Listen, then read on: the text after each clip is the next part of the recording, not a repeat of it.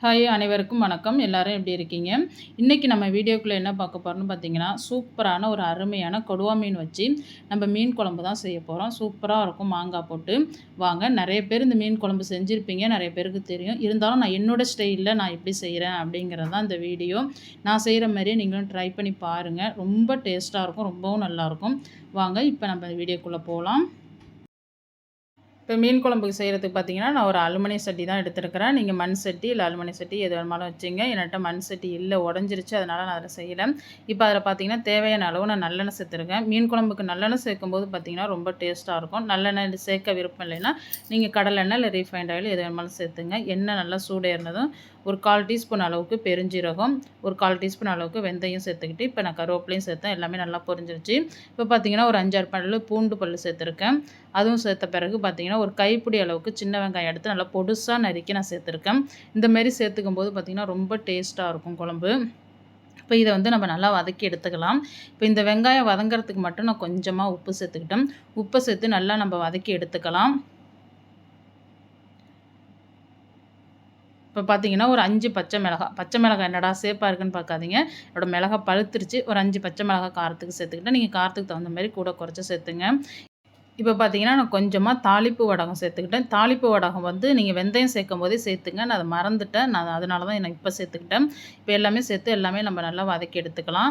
பாருங்கள், இந்த அளவுக்கு நல்லா வெங்காயம் வதங்கினா அந்த குழம்பு நல்லா டேஸ்ட்டு கொடுக்கும். இந்த அளவுக்கு வதக்கி எடுத்துக்கலாம். இப்போ பார்த்தீங்கன்னா ஒரு பெரிய சைஸ் 2 தக்காளி பழம் எடுத்து நான் கையால் நல்லா பிசைஞ்சு வச்சுருக்கேன். அதை அப்படியே நம்ம சேர்த்து நல்லா வதக்கி விட்டுக்கலாம். நம்ம தக்காளி பழத்தை இந்தமாரி பிசைஞ்சு சேர்க்கும்போது பார்த்திங்கன்னா அது ஒரு டேஸ்ட்டாக இருக்கும் மீன் குழம்பு.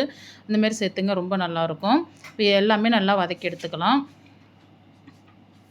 பாருங்கள், எல்லாமே நல்லா வதங்கிடுச்சு. இப்போ பார்த்தீங்கன்னா நம்ம குழம்புக்கு தேவையான மசால் பொடி சேர்த்துக்கலாம். இப்போ மசால் பொடி பார்த்திங்கன்னா ஒரு 1/4 டீஸ்பூன் அளவுக்கு மஞ்சத்தூள் சேர்த்துருக்கேன். தனி மிளகாத்தூள் பார்த்திங்கன்னா 2 ஸ்பூன் அளவுக்கு சேர்த்துருக்கிறேன். ஏன்னா சின்ன ஸ்பூன் தான், அதனால் 2 ஸ்பூன் அளவுக்கு சேர்த்துருக்கிறேன். இப்போ இதையும் சேர்த்து கொஞ்சம் நேரம் அந்த எண்ணெயிலே நம்ம நல்லா வதக்கி விட்டுக்கலாம். இப்போ இந்த ஸ்டேஜில் பார்த்தீங்கன்னா நான் குழம்பு மிளகாத்தூள் சேர்த்துக்கிறேன். குழம்பு மிளகாத்தூள் வீட்டிலேயே அரைச்சது தான். ஒரு 5 ஸ்பூன் அளவுக்கு நான் சேர்த்துக்கிறேன். இப்போ எல்லாம் சேர்த்து இதையும் நம்ம கொஞ்சம் நேரம் அந்த எண்ணெயிலே நம்ம வதக்கி எடுத்துக்கலாம். இந்த ஸ்டேஜில் ட்ரையாக இருந்துச்சுன்னா கொஞ்சமாக தண்ணி ஆட் பண்ணி வதக்கிங்க. பாருங்கள், இந்த அளவுக்கு நல்லா பச்சை வாசனை போகிற அளவுக்கு நல்லா வதக்கி எடுத்தாச்சு. பாருங்கள், சூப்பராக நல்லா வதக்கி எடுத்தாச்சு. இப்போ இந்த ஸ்டேஜில் பார்த்தீங்கன்னாக்கா நம்ம கரைச்சி வச்சுருக்கிற புளியை சேர்த்துக்கலாம். இப்போ புளி பார்த்தீங்கன்னா நான் ஒரு 50 கிராம் புளி எடுத்து நான் கரைச்சி வச்சுருக்கிறேன். இப்போ நான் அதை சேர்த்துக்கலாம். நான் 1 கிலோ கொடுவா மீன் எடுத்துருக்கிறேன். நான் அதுக்கு 50 கிராம் புளி எடுத்துருக்கிறேன். உங்களுக்கு புளிப்பு கொஞ்சம் கூட வேணும்னா நீங்கள் இன்னும் கொஞ்சம் கூட சேர்த்துங்க. இதுவே கரெக்டாக இருக்கும். நான் 50 கிராம் எடுத்து கரைச்சிருக்கிறேன். இப்போ இதையெல்லாம் ஊற்றி நம்ம எல்லாம் நல்லா ஒன்றா கலந்து விட்டுக்கலாம். அந்த மசாலா, அந்த புளி எல்லாமே ஒன்று சேர்கிற அளவுக்கு நம்ம நல்லா கலந்து விட்டுக்கலாம். பாருங்கள், ரொம்பவும் திக்காக இருக்கக்கூடாது, ரொம்பவும் தண்ணியாக இருக்கக்கூடாது. இந்த மாதிரி இருக்கணும். அப்போ தான் அந்த குழம்பு கொதித்து வரும்போது நமக்கு கரெக்டான அளவில் இருக்கும். இப்போ குழம்புக்கு தேவையான அளவு நம்ம உப்பு சேர்த்துக்கலாம். உப்பு சேர்த்து எல்லாமே ஒன்றா நல்லா கலந்து விட்டுக்கலாம்.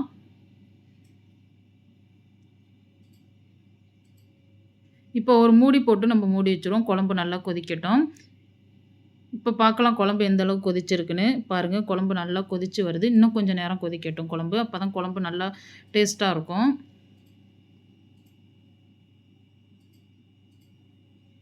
மீன் குழம்பு பார்த்திங்கன்னா நல்லா கொதிக்கணும் ஃப்ரெண்ட்ஸ். நல்லா கொதிச்சா தான் அந்த குழம்போட டேஸ்ட்டு சூப்பராக இருக்கும். பாருங்கள், மீன் குழம்பு நல்லா கொதித்து வந்துருச்சு. இந்த ஸ்டேஜில் பார்த்திங்கன்னா நம்ம மாங்காய் சேர்த்துக்கலாம். நான் மீன் சேர்க்கறதுக்கு முன்னாடியே தான் மாங்காய் சேர்க்குறேன்.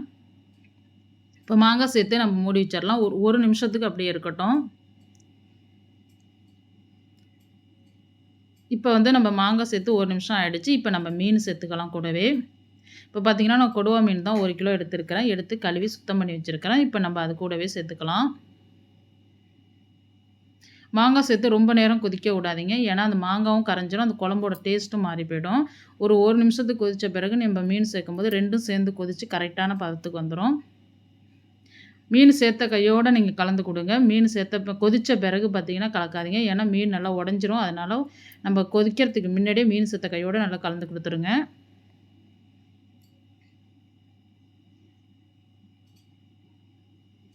இப்போ நம்ம மூடி போட்டு மூடி வச்சிடலாம். ஒரு 2லேருந்து ஒரு 3 நிமிஷத்துக்கு நல்லா கொதிக்கட்டும். ஏன்னா மீன் வந்து சட்டுன்னு வெந்துடும். அதனால் ரொம்ப நேரம் நம்ம கொதிக்க வைக்க வேண்டியதில்லை. பாருங்கள் எவ்வளோ சூப்பராக மீன் குழம்பு ரெடி ஆகிடுச்சின்னு பாருங்கள்.